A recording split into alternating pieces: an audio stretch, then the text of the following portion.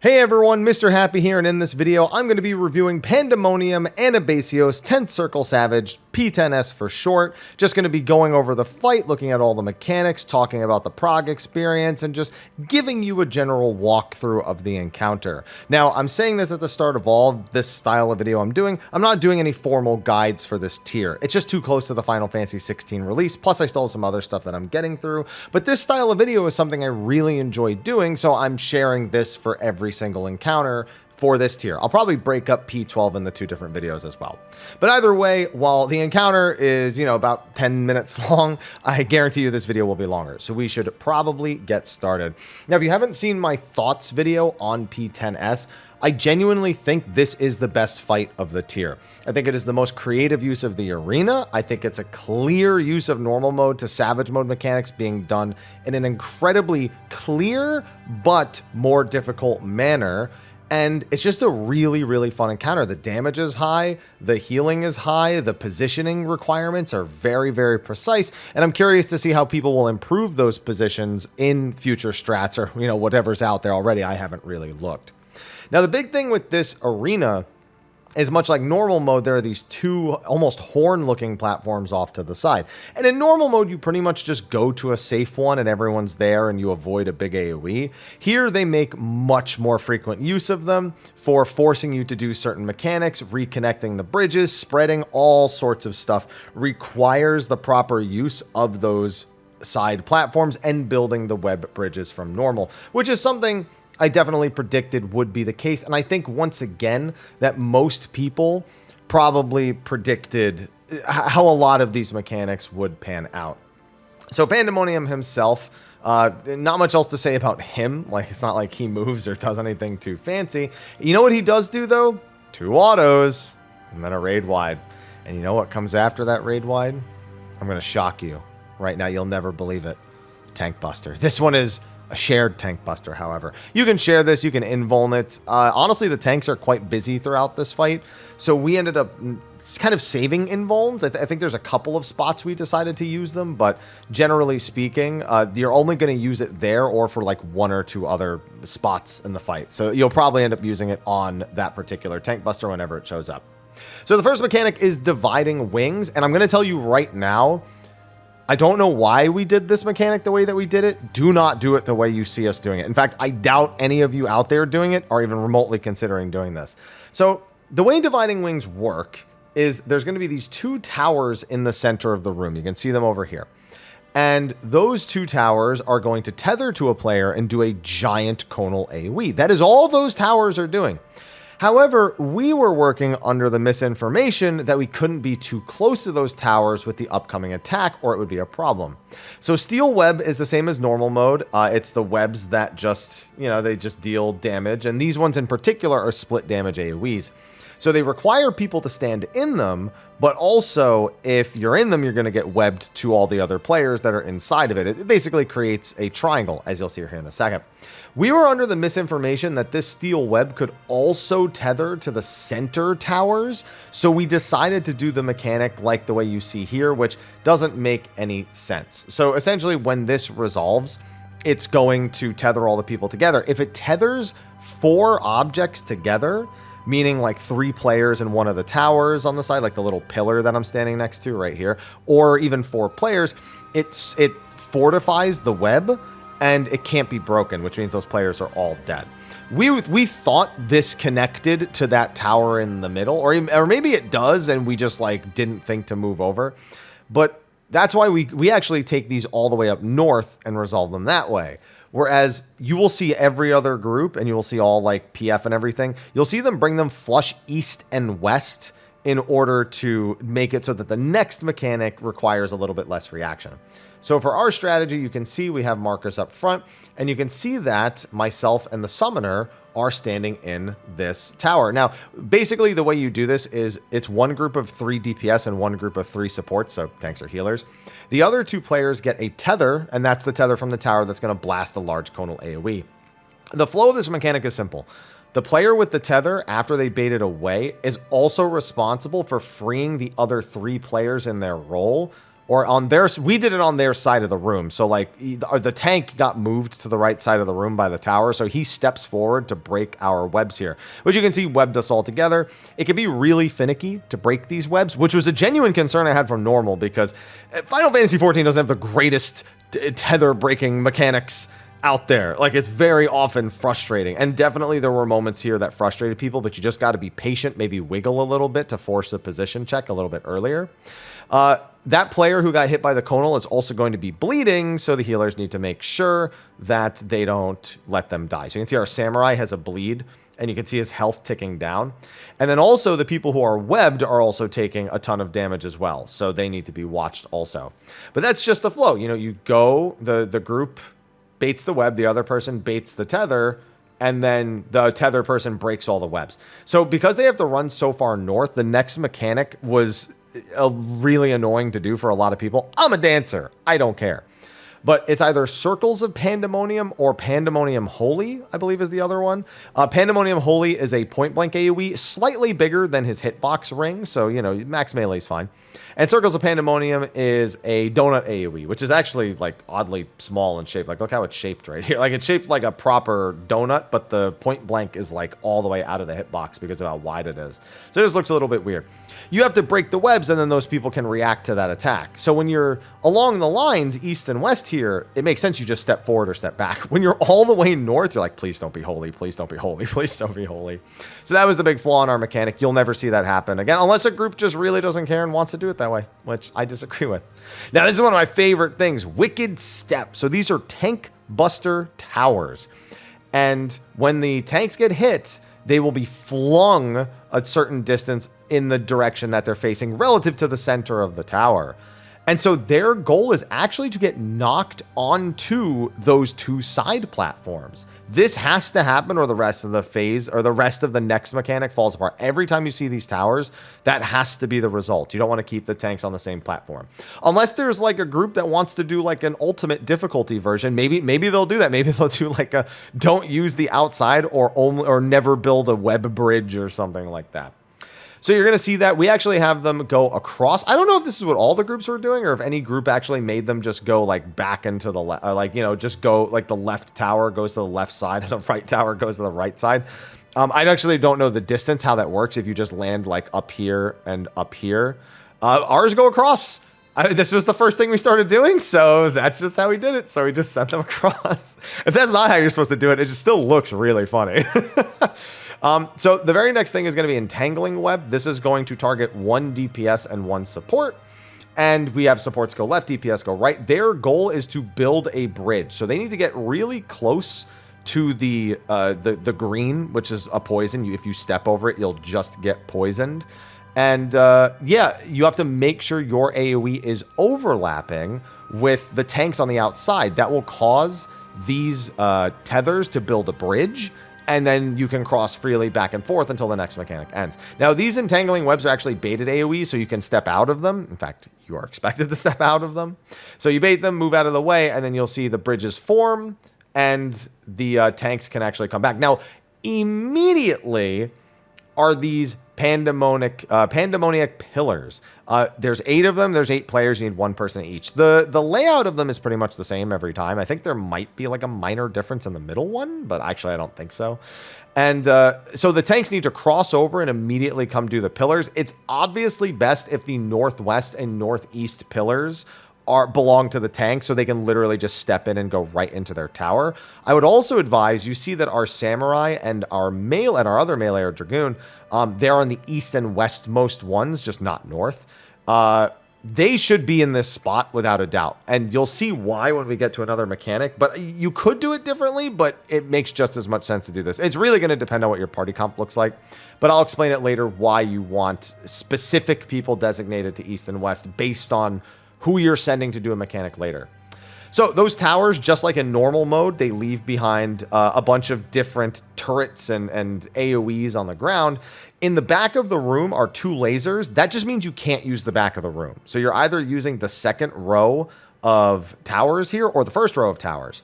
What determines that is the boss's AoE. It's either Pandemonium Holy or Circles of Pandemonium. In our case, we got Circles of Pandemonium, so we need to rush all the way to the front of the room so we can be in the donut.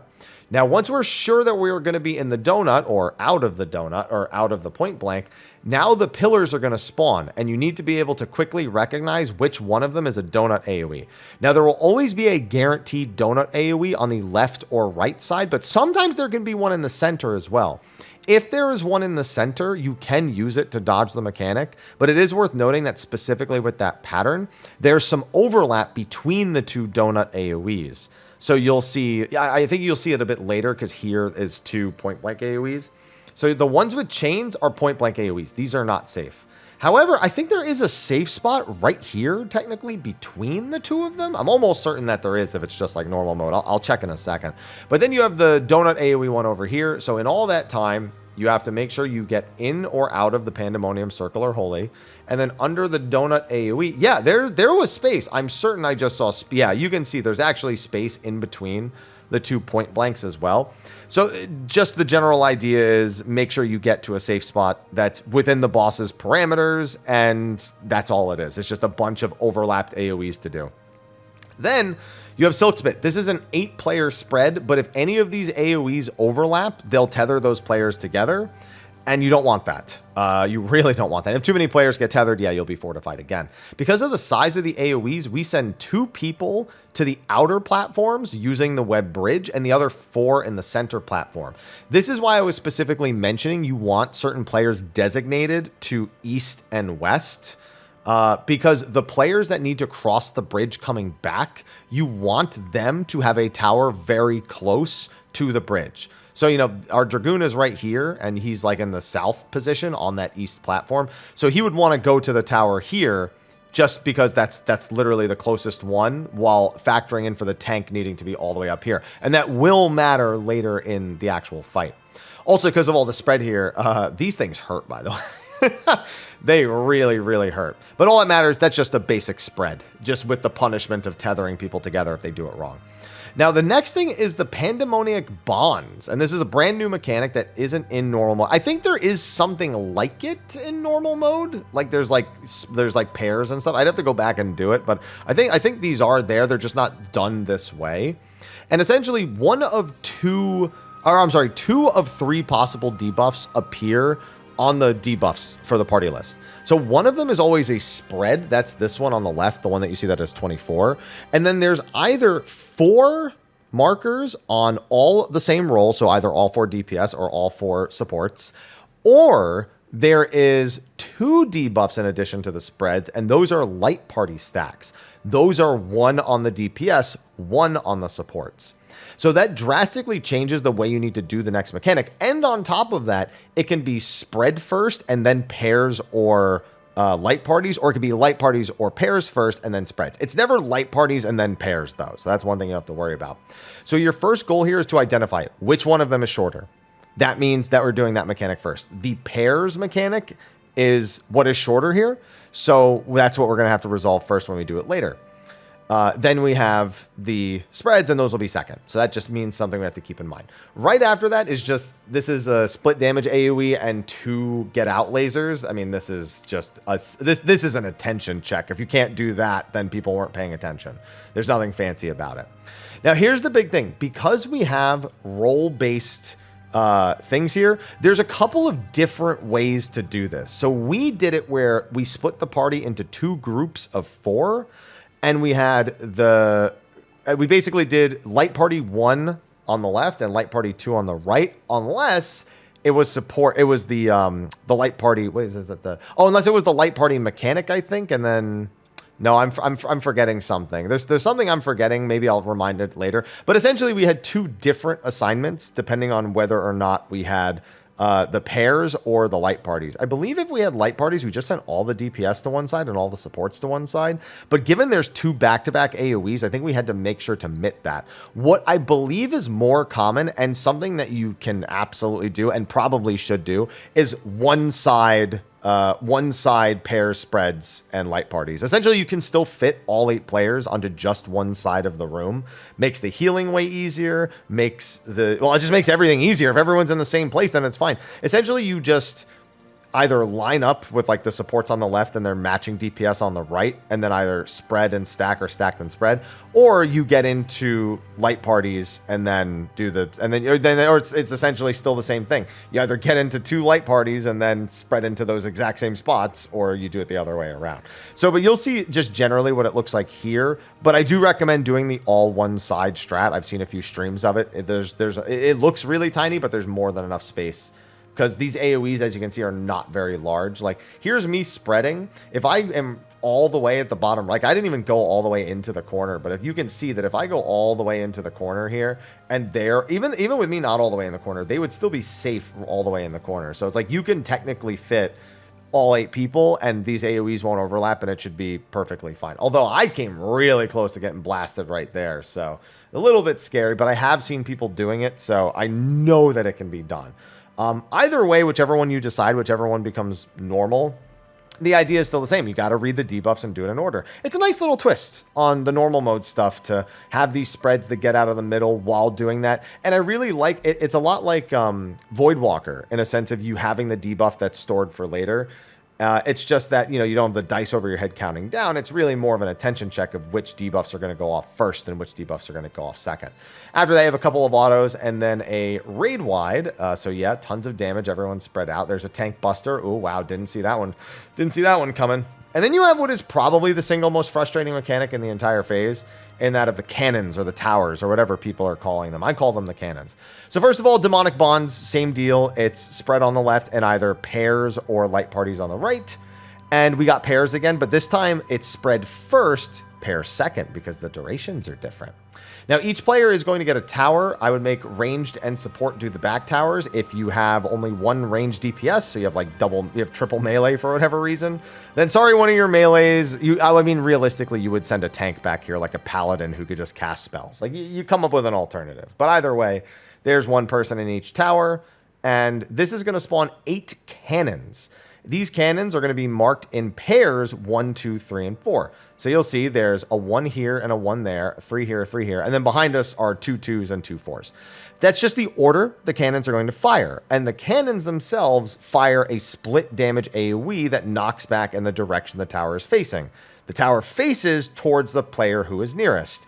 So it's simple. You bait a tower, take a knockback, go to the other side, bait a tower, take a knockback. But there's a couple of little rules in there that force you to change things a little bit. Sorry, I just hit my knee. So the first player in line that gets blasted gets a magic vuln. So they cannot do any of the towers going forward. And so on top of that, because it's a split damage AoE, the less people that are in the stack, the harder it's going to hit. So that forces a couple of things. One, that means that the player you send in first is very important. We sent in melee first so they could avoid having to do the knockback. They wouldn't have to worry about standing in the back of the room, and it just frees them up to just worry about damaging the boss and dodging the lasers for the rest of the phase. So but we lined up all 4 people. We did melee, healer, ranged, tank. So the melee would stand in front for the first tower, and then you would see the healer stand in front, so now they're free to stop and heal, and they don't have to worry. Then I would stand in front as the ranged, but because there's only 2 people, I really need targeted mit for that. And then the tank would eat it on its own. From what I understand, people are doing this other thing where it's like melee healer, healer ranged with bonus mit, and tank alone. Something like that, I think, is becoming the new norm. That's what people were telling me at the very least. But I mean, you're going to see what I think is the intended way to do it with this. And by the way, when I say lineup, it realistically is not a lineup. The 3 people who are behind the first person hit don't need to line up in a specific order. They could just group up. It doesn't matter. They just can't be first in line. So you see it blasts us into the 2. The 2's right here. So now the healer, just make sure they step in front and do the bait. And then we get blasted again. And then I do the same. I make sure it's lined up. Bam. And now the tank eats the last one alone. And then we have the demonic bonds to do it. They went flying. That's what happens, by the way. If you get hit, you die if you already have the magic vuln you've been hit already. They do also give you dark resistance down. So that makes it so if you take another laser, it's guaranteed to be lethal. That's the quote magic vuln that I was saying you get from being the first person hit. It's a dark resistance down, it's specifically dark resistance down because of the demonic bonds, because the demonic bonds don't do dark damage, they do light damage. So it basically means that they can force you to resolve the bonds without having to worry about all that. The big thing that is really not great, and one of the only real negatives of the encounter, these towers lock in about 1.5 seconds before they fire, and they will stay in the direction they are facing when they lock in. So if you're even just like a millisecond too slow, they end up facing like kind of diagonally, and it can really screw things up. It can kill people. It can knock you at a bad angle. It can do all sorts of things. So I cannot implore you enough to get used to learning to move exactly how much you need to move. Sprint even, just to make sure you can get into the exact spot, is not a bad idea. We actually have expedience for the first couple of these here. But this is also one of the easier patterns. There's some patterns where you have to cross all the way to the other side of the room. So like the first column of towers needs to go to the third column for the second one, and then the second needs to go to the fourth column. It can get really annoying. So yeah, sprint and or expedience, whatever. I would recommend saving it for when you need to be the first person in line, because that's the person who's actually aiming the laser. So I would also advise not getting too deep in the hitbox, because you can actually, by being too close to your own, become the closest person to the one next to you. So I would say right where our healer is, on the center diamond of the hitbox, you can be a little closer if you want, but don't be like, I would advise not being all the way up in its grill. So that's really it. One of the only kind of finicky things, cool mechanic, but the aiming of the towers, like you can see, I kind of have it a little sideways. That's not that big a deal. Yeah, just can get really, really frustrating. Then it's going to be either, pairs then spreads, or, light parties then spreads, or spreads and light, all the possibilities for Demonic Bonds. I'm also dumb because the supports got targeted with the spread, and I thought I did, so I was like, oh, let me find the corpse and take the split damage AoE from the corpse. It's a corpse. It's dead. So all I did was kill myself there. Idiot. Pandemonic Rays from normal mode. It's a half room AoE. You'll just see it blast right there as I respawn. The only difference is it spawns these things now. These things just fire like horizontal lasers across afterwards. Keep in mind, if you get hit by Pandemonic Ray or Pandemoniac Ray, you actually get a Hysteria and run off the arena if it doesn't kill you outright. So, don't get hit by it. But yeah, that's one of the more annoying mechanics of the fight, but it's not the last difficult one. This fight doesn't really slow down until the last 10 to 15%. And I mentioned that in the P10S video. All of these fights kind of have like a slower last 10 to 15% where it's not a super difficult mechanic. And I kind of like it. It allows you to kind of take your heart rate and just like dial it down a notch and kind of fight the shakies that you might have had, getting into that point. We made it past our prog point. Let's do it. We know all these mechanics. Let's go. It actually could be a kill the first time passing this mechanic. And that's exactly what happened here. We passed the last mechanic, which is 2 mechanics from now, a single time, and killed it on the same pull. So yeah, I was kind of glad that the last end of the fight was really more just stuff we already knew, or stuff from normal mode just made slightly more difficult. Tanks get knocked away. Every time this happens, there's going to be an entangling web. So I could honestly just skip ahead. You don't need to see entangling web again. I think you understand how these work. They drop, they make the towers, and then right after is a silk spit. So now the people who usually cross over need to get to their spots. And then the boss puts on Demonic Bonds with only 20 seconds. So you've got the AoE, you've got the damage, and now there's pillars to top it all off. So you have people missing a ton of health, need mit, need healing, just got debuffs. You make sure someone's calling that out or you're paying attention. We actually got the light party equivalent here. So you can see a healer got the support one, and the samurai got the DPS equivalent. So Pandemonic Pillars, yep, we make sure that the Macrocosmos, very good there. Everybody rushes in to get to their tower, bam. And then this is the same as the first time. It's just that you have the debuffs ticking down. Circles, donut AoE, safe. Now, we have a half room AoE from the boss, and we have spreads first. We made little boxes, or at least attempted to make little boxes between the rolls. So like, for example, this one is all 4 DPS are north and all 4 of the supports are south. Because we have the light parties and we're going to need to converge on each other, it should be tanks in front. For the party in the back, it should be tanks in front, healers all the way in the back. But honestly, we just kind of just went with whatever worked. Like, you can see the tanks like trying to do that, but they just leave melee range just to be safe, because these AoEs, yeah.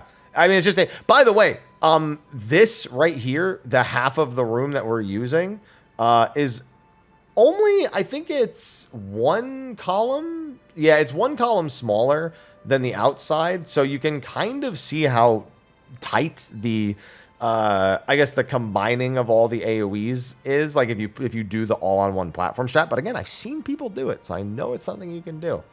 So again, this is either spread, then light parties, or pairs and light parties, then spread. The other difference is on top of the half room AoE from your first mechanic, whatever it is, you then get the second mechanic along with these lasers. So you need to make sure you don't get blasted by them at the same time. And then you're good. I mean, that's it. We had the DPS meet. And then he got clipped by a laser. So that's why he died in the back of the room. And that's all there is to it. Now, dividing wings is going to summon those wings that tether people from the start of the mechanic again. And then it's going to do Steel Web, which is the same thing. Again, this is basically a repeat of the very first mechanic, except now the towers are along the outside platforms, and the middle of the room is going to be locked off. So the way that we did this was DPS right, supports left, which again, I feel like is an okay default because of the role-based stuff throughout the rest of the fight, but gets a little bit scary on the healing and mit on the DPS side. However, the two people who get tethered just need to go to their tether. So here, it's all for DPS on one side. That's perfectly fine. But, you know, you could be a healer and end up on this side of the room, and then it's nice and easy because you have a healer on both sides. It's no biggie at all. But, yeah, and then it's the same exact idea. They need to break our web so we can get back to the middle of the room. And then, is that an all? No, and then it's Pandemonic Meltdown, which is kind of a weird mechanic to follow that up with. But yeah, so the middle of the room is being blocked off by the touchdown after Steel Web casts. So you see we all separate again. He points it away. He points it east because he could point it. I think he's pointing it east because south is actually out of melee range a little bit. Maybe if he was like southwest. Yeah, if he was southwest, it would have been fine. But either way, just was focused on getting the melee uptime as well. Then runs forward and breaks all of our webs, and then we all return to the middle to do Pandemonic Meltdown, which is same deal, just get out of the way. You can even see they both fit on the same side of the room here. That's no problem at all. That's super easy to do. If you see it happen, one person run forward into the corner, the other person back into the left. No biggie at all. And there's only one major mechanic left, and it's one of the scariest mechanics in the fight. This is Pandemonic Webs. So first, it's these pillars again. These do the same thing. They'll tether one person each. No biggie. Pandemonic Web is a do or die mechanic. You either do it correctly or you will die to a future mechanic. And it is the biggest thing that I predicted going into Savage mode, so I'm glad to see it here. So 2 players are going to be tethered. I am one of them in this case. We aim these directly east and west, but we make sure that the player is like as far to the direct east and west as possible, because there's going to be a point blank AoE here too. So you'll see right here, I mean, you see it very briefly, but I'll just back up. Yeah, so you can see right here that point blank AoE makes it so that I can't just stand a little bit to the left of the tower. If I do that, it'll like lean back and kill people behind me. So for this, yeah, we just go directly east-west onto the middle of the diamond and bait, and it'll miss all the other players. Now, as for what the other players are doing, 3 of them did Steel Web. That's the one that is a split damage AoE, so it's going to tether 3 people together, and you have to break it. The other 3 people baited Entangling Webs in the back of the room. Those AoEs are going to drop, and you want to line them up so they create a web between the back 2 pillars. Now, that web can be broken, so do not accidentally stand in front of it at any point. And this is very important for the next part that happens. Everyone needs to rush and break these 3 people, and based on their orientation, they are getting another entangling web, and they are going to have to drop it in the back of the room. Now, they don't want to break the first one, so there's these little diamonds on the floor again, and these, we just have them stand like directly in front of the spot, but on those diamonds, and that should connect them again. So there you go. See how they all drop it, and then what's going to happen is it's going to reinforce the web in the back. See how it becomes a wall? This will prevent us from being flung off on the next mechanic. If you don't do this, you go off the arena on the next mechanic. And the next mechanic is Harrowing Hell. This is the repeated damage that you take from normal mode. And I haven't seen anything like fully confirmed about the damage values here that come out of this, but it hits insanely hard. You can see our tanks aren't really taking... Well, I mean, I'm sorry, we had tank LB. Our tanks got trucked by this. So I So we thought that it was tanks in front, party behind. The main reason we thought that is when we only had one tank in front and then the other tank stood with the party, one person per slam would get blasted to death instantly. But also, do you see how much damage we take from them as soon as the tank will be like, the first couple are kind of okay, but you see, I get absolutely obliterated. So I actually had a bleed and didn't have as many shields as everyone else. So that's the main reason. Like everyone has a shield except for a couple of us that were doing the previous mechanic. I think the samurai and myself both, maybe. We both don't have shields here. So I get trucked. By the way, my food fell off. I just noticed. We get trucked, but look at how much damage it's dealing. So when we tank LB3 this, look at the hit that comes right after the tank LB wears off. Look at this next hit. Look at our health. Like, look at the tank health. That doesn't seem healthy. So the big thing is I stepped forward because I was thinking to myself, oh, I'm going to take the knockback. Let me get into so I left this out entirely. Demonic Bonds was cast on everyone. So there's pairs and spreads pretty much right after this. It could be, again, light party spreads. I say that every time. You know at this point. And I get murdered. So I am not convinced that it is necessarily tanks in front. I think it might be distance-based. It might be distance-based and the tanks in front, but I was inconclusive from our clear, which was a bit disappointing because I would have liked to have had a complete understanding of it before we cleared. It was something that we made sure we were adamant about when it came to P10S and doing Levin kick without any deliberate sacrifices. Deaths were fine, but without any deliberate sacrifices. And we didn't end up getting that here because we cleared on this pull, and this was the first ever pull we saw past the Pandemonic Webs. So yeah, I mean, feel free to correct me in the comment section because I haven't looked. I haven't looked at any resources. I beat the fight and then it left my mind until I recorded this video or got asked about it. But I was never conclusive about that. Either way, it does a ton of damage. So if it is proximity, just don't be all the way up front. If it is tanks in front and still proximity, then maybe the tanks just take a few steps back but are still the frontmost people. So the party is like max melee and the tanks are like at the start of the third row or something like that. I don't know. Either way, it's scary. We just tank beat it. I don't know if that's what everyone is doing, but we honestly just...